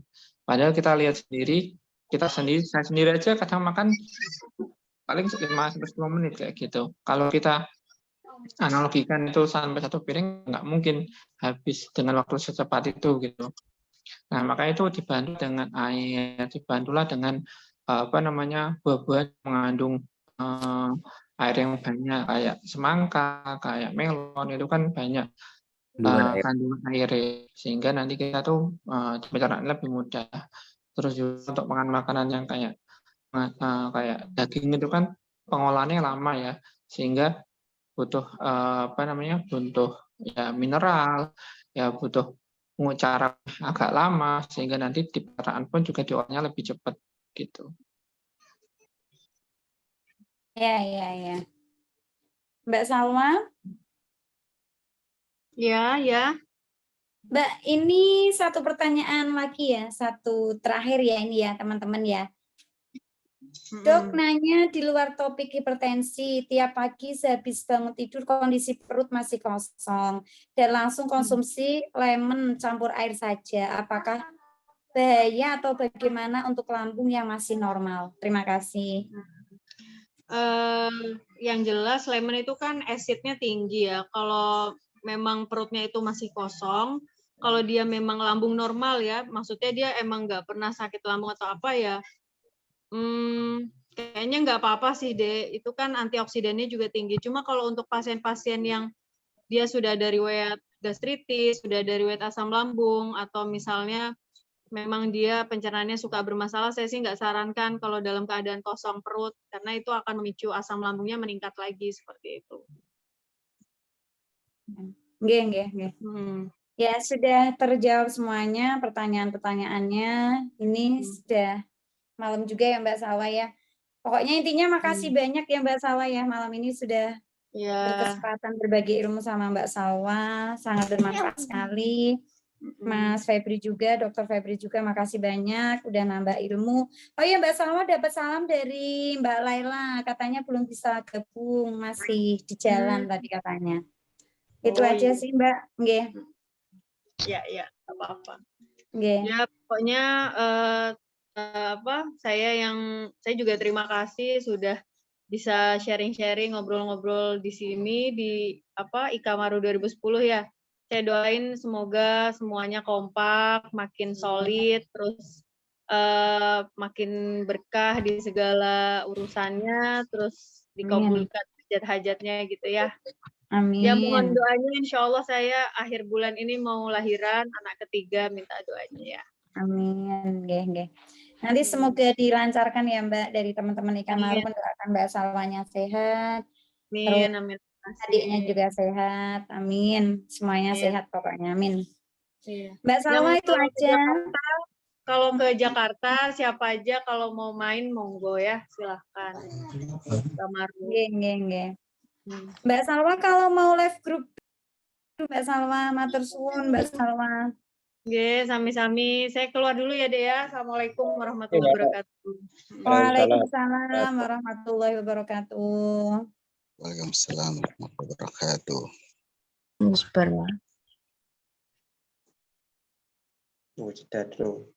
Ya, teman-teman semuanya yang masih bergabung ya di sini ya, terima kasih banyak sudah meluangkan waktunya.